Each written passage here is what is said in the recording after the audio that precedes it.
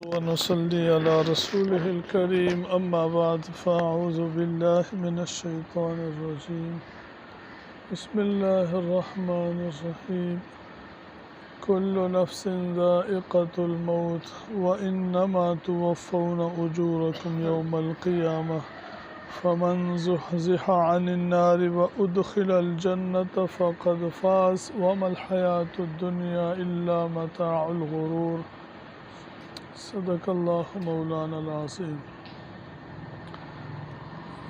موت کی یاد کے بارے میں کل بیان ہوا تھا کہ موت کو یاد کرنا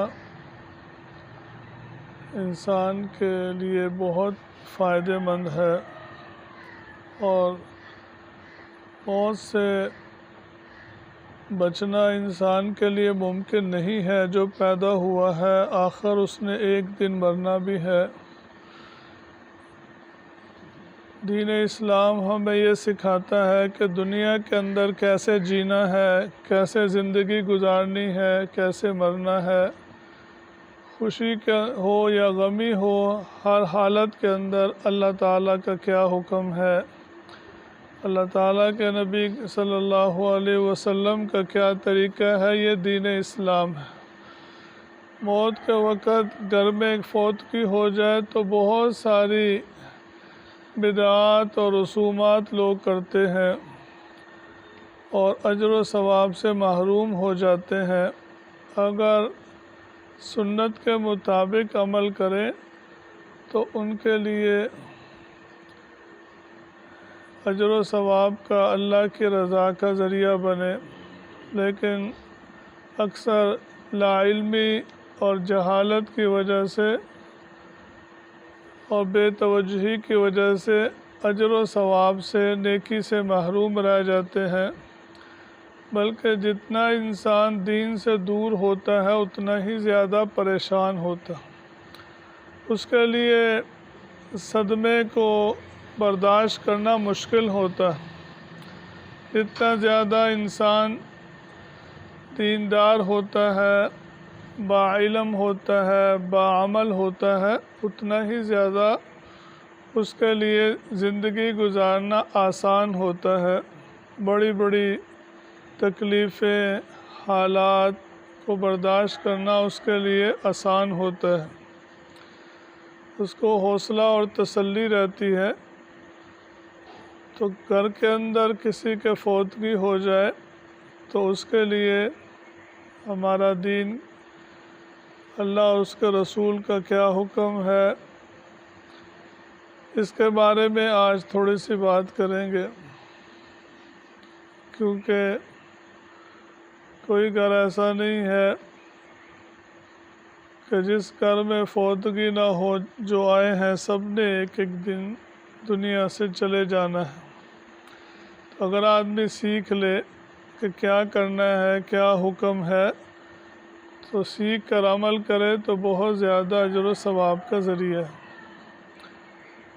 سب سے پہلی بات کہ جب کوئی گھر میں فوتگی ہو جائے، بلکہ فوتگی سے پہلے ہی کوئی قریب المرگ ہو، تو اہل ایمان مسلمانوں کو چاہیے کہ اس کو، مرنے والے کو کلمے کی تلقین کرے۔ لقنوا موتاکم بلا الہ الا اللہ، فرمایا اپنے مرنے والوں کو لا الہ الا اللہ کی تلقین کرو۔ من کان آخر کلامہ لا الہ الا اللہ دخل الجنہ، جس کا آخری کلمہ لا الہ الا اللہ ہوگا وہ اللہ تعالیٰ اپنی رحمت سے بغیر حساب کتاب کے اس کو جنت میں داخل فرمائیں گے۔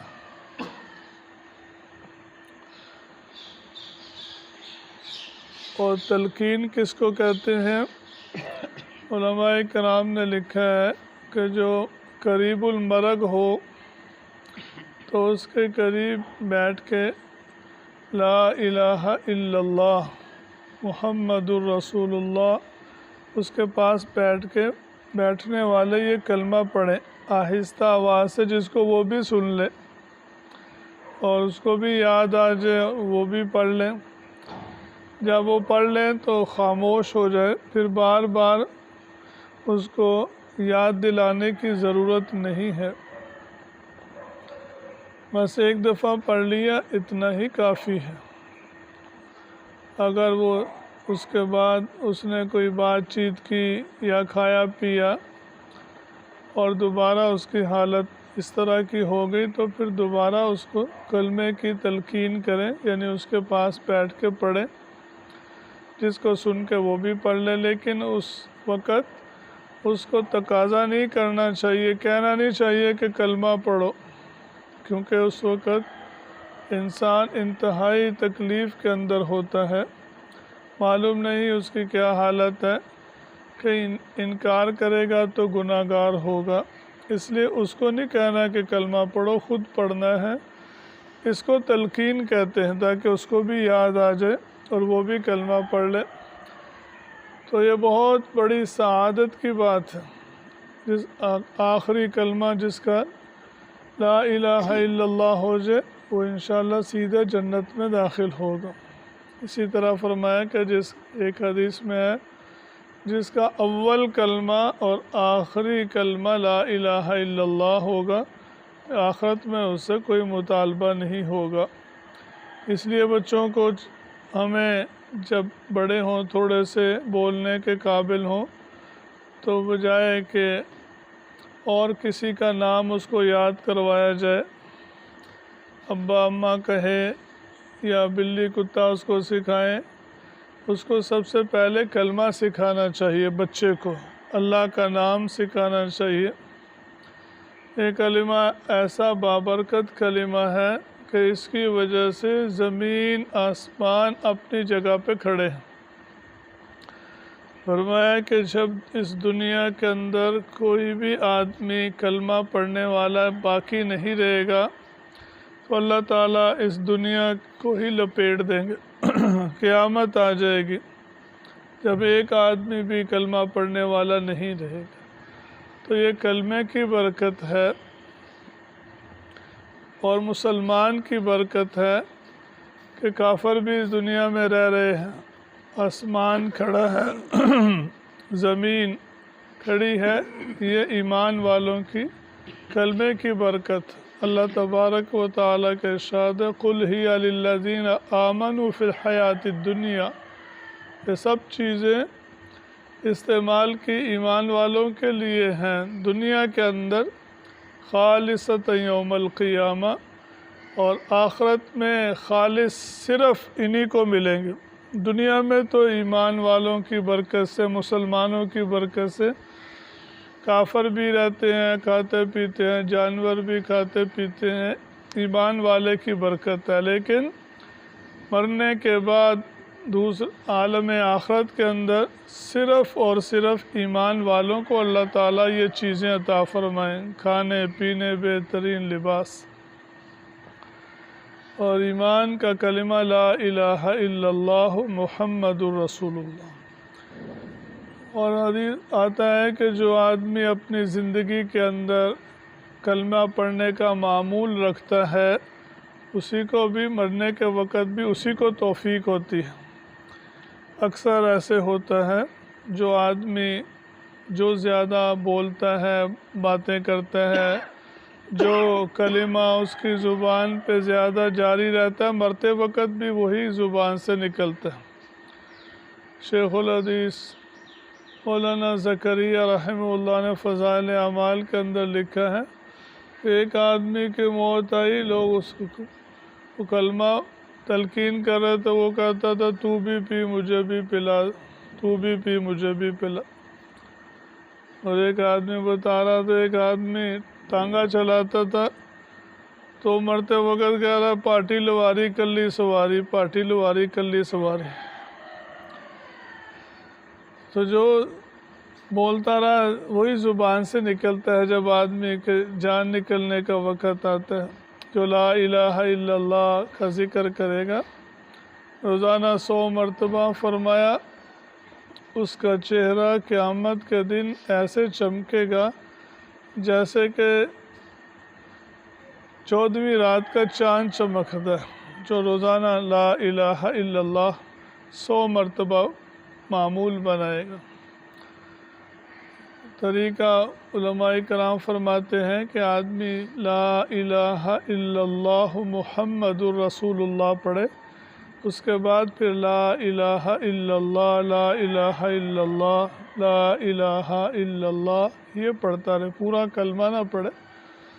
پھر تھوڑی دیر کے بعد یا آخر پہ پھر محمد الرسول اللہ پڑھے۔ پورے کلمے کا ورد نہیں کرنا بلکہ لا الہ الا اللہ کا ذکر کرنا ہے، شروع آخر میں اول آخر میں محمد الرسول اللہ بھی پڑھ لیں۔